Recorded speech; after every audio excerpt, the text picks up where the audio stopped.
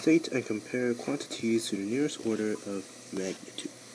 So I have here an atom, which is approximately times 10 to the negative 28.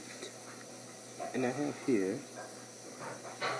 an elephant whose mass is approximately times 10 to the 5. And what this basically is stating these two magnitudes, which is times 10 to the negative 28 times 10 to the 5, compare them, see which one is bigger.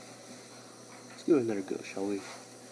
So we have a red hemoglobin molecule.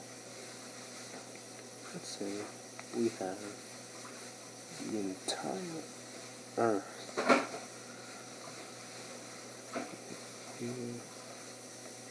Lots of blind masses. Africa. Great big blue ocean. Okay, you get the point.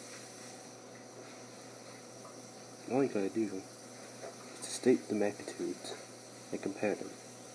Can you guess what it is? I'll give you some time. Alright, we're back.